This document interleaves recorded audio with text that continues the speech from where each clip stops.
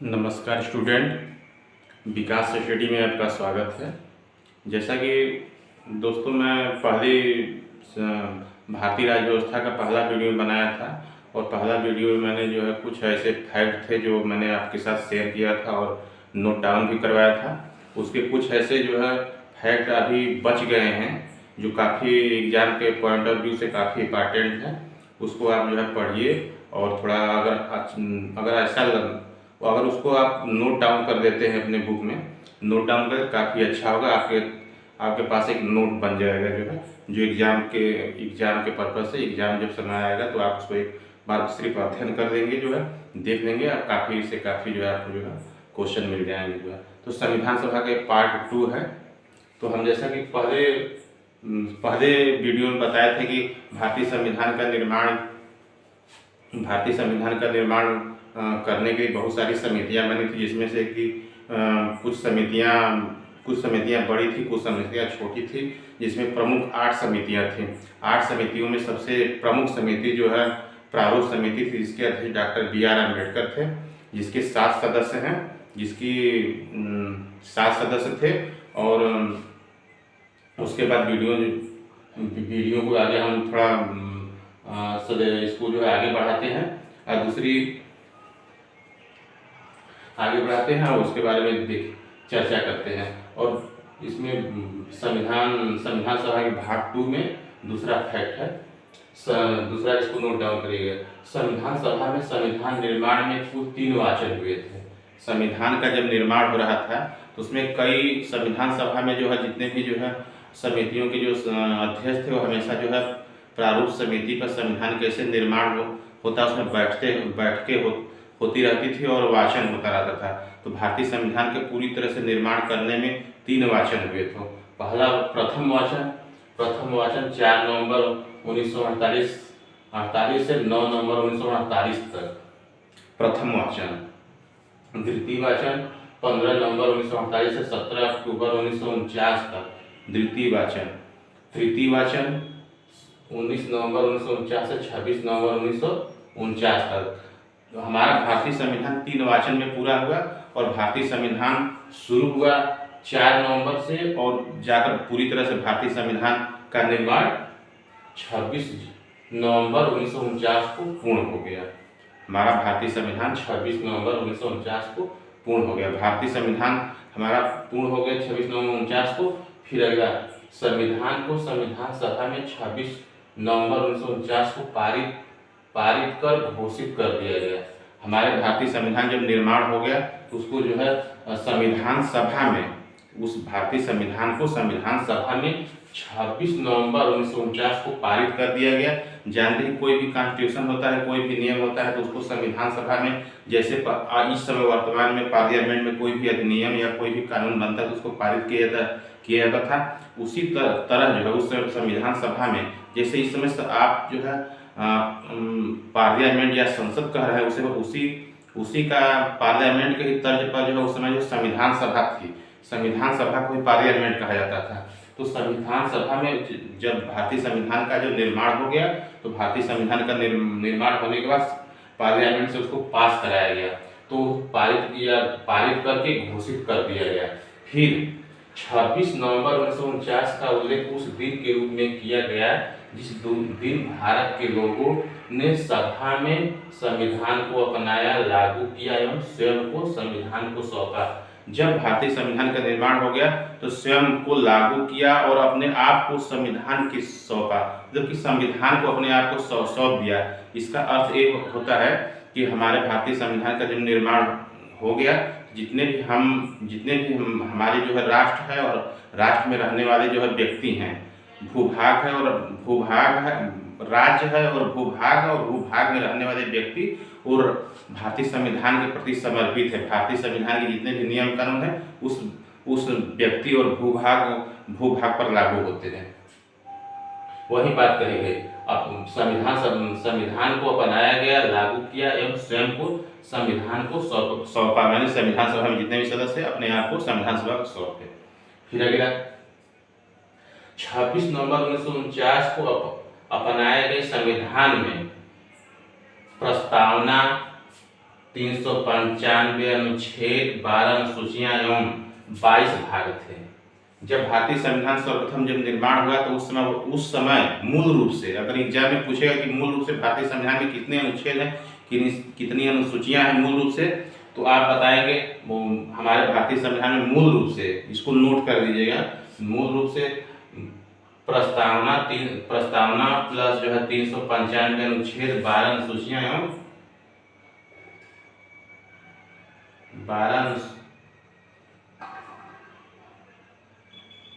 12 अनुसूचियां और 22 भाग हैं। सॉरी, यहाँ पर 12 भाग नहीं रहेगा, यहाँ 8 अनुसूचियां, 12 अनुसूचियां रहेंगी, यहाँ 8 अनुसूचियां। सर्वप्रथम वहाँ उस समय जो 8 अनुसूचियां थी, भारतीय संविधान का निर्माण हुआ तो उसमें 8 अनुसूचियां थी। फिर एक नोट है, भारतीय संविधान को लागू करने के बाद प्रस्तावना को लागू किया। जब भारतीय संविधान को लागू कर दिया गया तो लागू करने के बाद लास्ट में प्रस्तावना को लागू किया। आप जैसे संविधान की बुक पढ़ेंगे तो संविधान की बुक में पहले ही आप जो है संघ राज्य क्षेत्र से पहले आप प्रस्तावना के बारे में पढ़ेंगे। जैसे कि हम भारत के लोग, भारत को प्रभु संपन्न समाजवादी पंथ निरपेक्ष है, तो प्रस्तावना को सबसे लास्ट में लागू किया गया। फिर 26 नवंबर 1949 को कुछ अनुच्छेद जैसे नागरिकता, चुनाव, संसद लागू कर दिया गया। 26 नवंबर, जिसे भारतीय संविधान का निर्माण जो 26 नवंबर 1949 हो गया, तो कुछ अनुच्छेद यानी नागरिकता, चुनाव, संसद को लागू कर दिया गया, यानी 26 नवंबर 1949 को लागू कर दिया। इसमें कुल अनुच्छेदों की संख्या जो 26 नवंबर 1949 को लागू किया, कुल अनुच्छेद 15 अनुच्छेद को लागू कर दिया गया था। फिर आगे देखिए, संविधान के शेष अनुच्छेद जो 15 के बाद जो जितने भी शेष अनुच्छेद थे, 15 के बाद 26 जनवरी 1949 को लागू किया गया।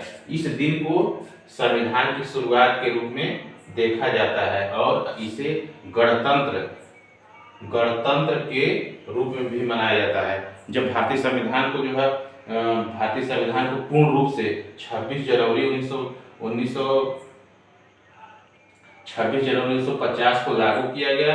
इस दिन को जो संविधान की शुरुआत के रूप में देखा जाता है और इस दिन को गणतंत्र के रूप में गणतंत्र का मतलब कि पहले जो है राजतंत्र था, तो राजतंत्र में एक राजा का ही पुत्र जो है राजा होता था। तो हमारा भारतीय संविधान बन के जब तैयार हुआ, उसको पूर्ण रूप से 26 जनवरी 1950 को जब लागू कर दिया गया, तो ये कहा गया संविधान सभा में, ये कहा गया कोई राजा का पुत्र जो है इस देश का राजा नहीं होगा, वो कोई भी हो सकता है, और जनता उसको पसंद करेगी। जनता जिसको चाहेगी, चाहे राजा हो चाहे फकीर हो, सबको जो वही जो है देश का सर्वे सर्वा होगा, उसी को गणतंत्र के रूप में घोषित किया गया।